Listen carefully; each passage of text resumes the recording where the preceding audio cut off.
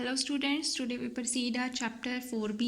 सो अपना next topic हैगा, कल आप डिस्कस किया सीगा voltage applied across capacitor. So अज अपना नैक्सट टॉपिक हैगा alternating voltage applied to the LR series circuit. LR circuit दे विच आपां ने ऑल्टरनेटिंग वोल्टेज अपलाई करके उसकी करंट की वैल्यू फाइंड आउट करनी है, तो वो wave diagram and phasor diagrams बनाउणियां ने। सो पहले इसकी सर्किट डायग्राम देखो। सपोज ये आपां ने एक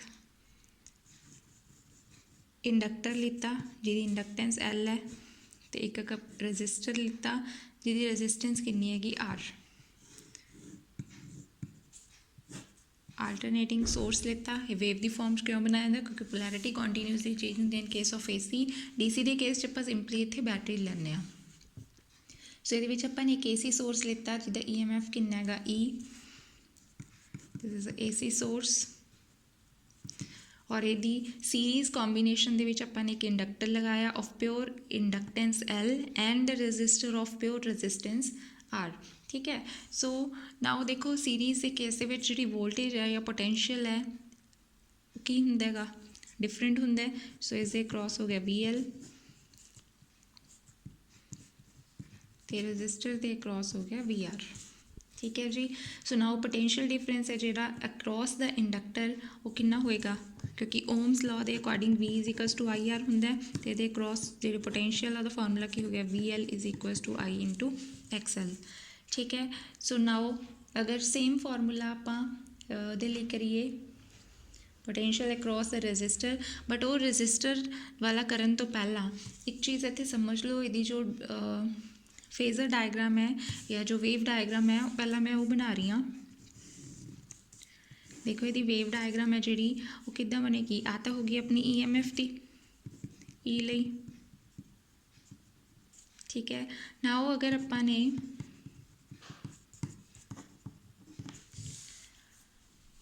करंट ਲਈ बनानी है तो अपन पता है करंट है जिहड़ा वो लैग करता है बिहाइंड द वोल्टेज, मीनस π/2 का फर्क होंदा है। ठीक है। सपोज इत्थे जिहड़ा है आपां ये प्योर इंडक्टिव सर्किट नहीं हैगा, इस दे विच की हैगा ये LR सर्किट है। कल्ला इंडक्टर नहीं ना आपां इत्थे यूज़ कर रहे, नाल रजिस्टर भी यूज़ कर रहे हैं। सो इत्थे मैं ω/T की जगह किहड़ा एंगल लूँगी φ।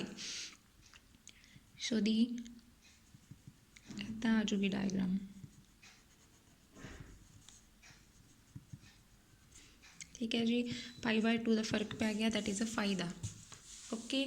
सो नाउ जे इसकी फेजर डायग्राम ड्रॉ करिए, X एक्सिस ले ली अपने, इधर Y एक्सिस ले ली। ठीक है। दिस इज O, इधर अपने रजिस्टर का ले लिया, इधर किदा ले लिया इंडक्टर का।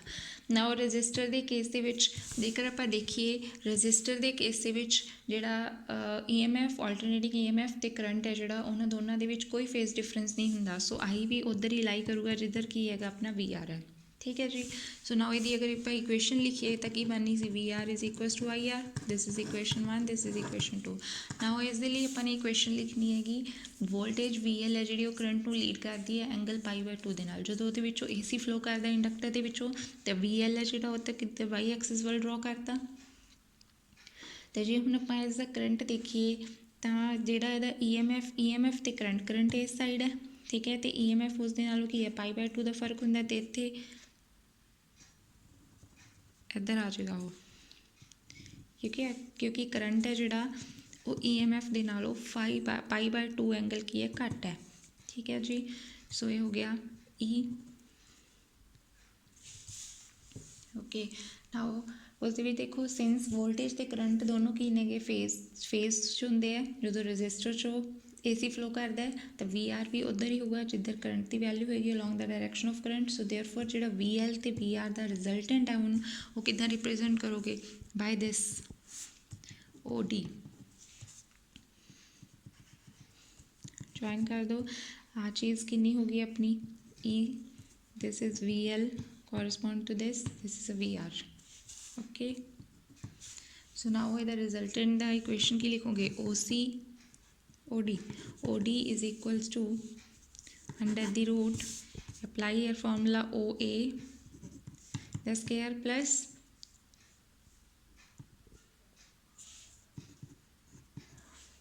OA the square plus OB the square plus 1 कितने है फॉर्मूले। ओ ए की वैल्यू कितनी दी हुई है अपने को वी आर, तो ओ बी की वैल्यू कितनी है वी एल।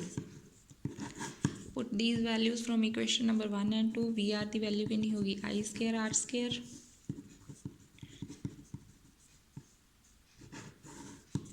आ चीज़ बन गई अपने को कॉमन इस चो आई आ जाऊगा।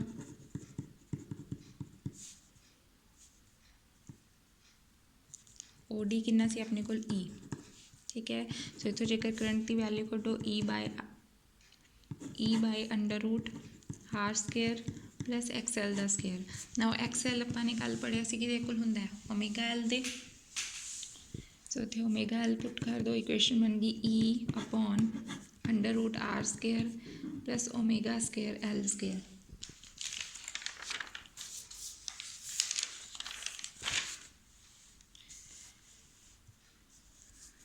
ठीक है, this is equation number 3। Now R square plus omega square L square, अगर इसमें ओम्स लॉ के नाल कंपेयर करो इक्वेशन तो आ गया E by R. So R है जो वैल्यू आ गई, तो इतने इस केस के ऑपोजिशन होंगी है एल आर सर्किट के डिनोट किया जाता इंपीडेंस के नाल। तो सर्किट के एल आर तो सबस्क्रिप्ट एल आर लिखता, that is the impedance, that is the opposition offered by the L R circuit in case of A C. So now इनू आप की लिख सकते हैं I is equal to E upon ZLR। So now equate equation 3 and 4 नू equate करोगे तो ZLR की वैल्यू कितनी आ गई अपने को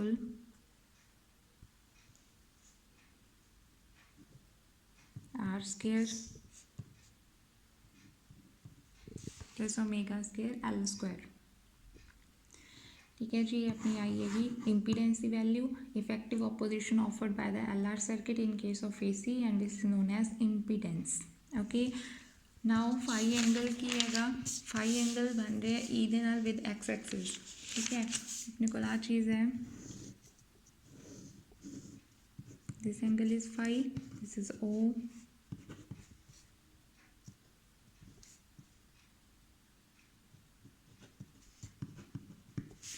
नाउ इतों आप tan फाई की वैल्यू कटनी है फेज एंगल की। tan होंगे perpendicular upon base, so perpendicular is AC upon base OA। So AC की वैल्यू कितनी दी हुई है VL अपॉन OA की वैल्यू कितनी है अपने को VR। ठीक है, VL की वैल्यू अपनी कितनी सी IXL upon IR। These cancel, so what we get XL upon R। XL होंगे अगर इतने तक करना इतने तक भी कर सकते हो, अगे की वैल्यू पुट करनी है XL की, एल ओमेगा भी पुट कर सकते हो L omega by R and this is equal to tan phi. So LR series circuit दे विच वोल्टेज है जी करंट में किन्ने एंगल के नाल लीड करती है फाई एंगल के नाल। ओके, नैक्सट टॉपिक है अपना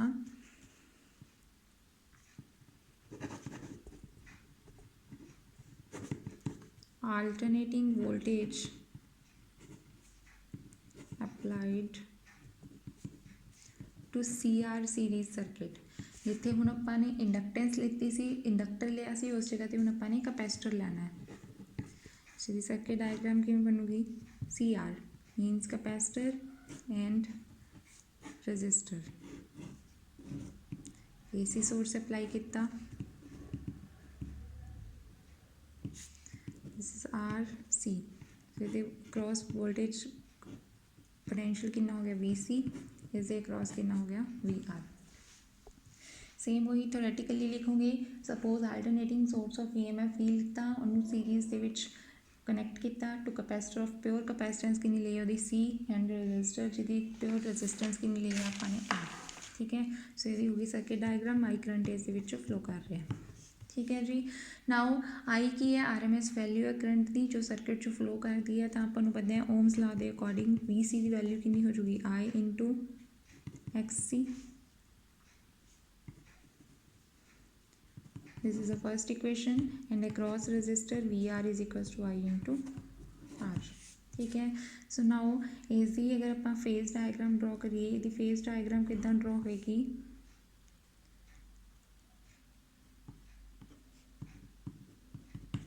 देखो ਉਹਦੇ ਵਿੱਚ करंट लैग सी बिहाइंड द वोल्टेज, इस दे विच वोल्टेज होएगी behind the current. So means अगर अपनी इधर वी आर लईए ਆਪਾਂ इस side V L sorry V C लईए, ठीक है, तो करंट इस डायरैक्शन 'ਚ ਹੋਊਗਾ क्योंकि रजिस्टर ਦੇ केस ਦੇ ਵਿੱਚ ਕੀ ਹੁੰਦਾ ਹੈਗਾ, वोल्टेज ਜਾਂ EMF ਤੇ करंट ਨੇ ਜਿਹੜੇ ਇਨ ਫੇਜ਼ ਹੁੰਦੇ ਨੇ, ठीक है। सो नाउ इस दे विच कोई हो जाएगा वोल्टेज लैग करूगी behind the current in case of capacitor. So इधर आ जाएगी वोल्टेज, रिवर्स है उसका, बाकी सारा प्रोसेस सेम चलेगा। Now V R is represented by naming लिख दो इतने O A and V R is represented by O A and V C is represented by O B and E resultant is represented by O C. So now O C किस equal आ जाएगा, under root O A square plus O B square. O A की value कितनी है अपनी we are, तो O B की value कितनी है वी सी। वैल्यू पुट कर दो I square R square plus I square X C square.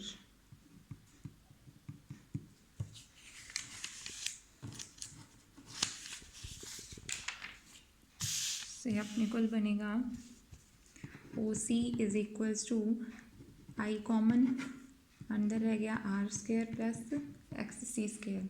So इतों करंट की वैल्यू कड्डो, ओ सी की वैल्यू कितनी है E upon under root R square plus X C square. So now इस दे केस दे विच भी उस L R C A C R है, opposition offered by C R circuit in case of A C is represented by Z और the subscript की आ जाएगा सी आर।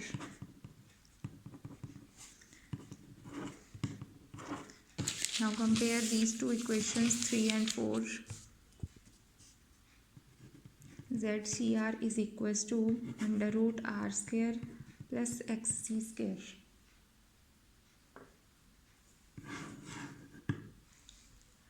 So यहाँ से अपनी effective impedance की value in case of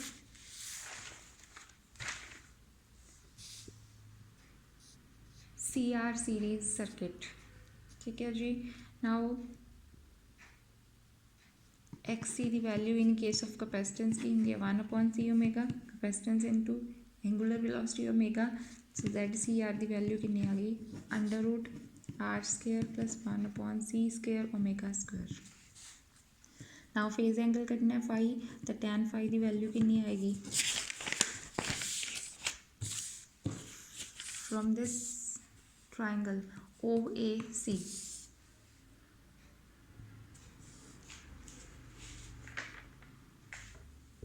O A C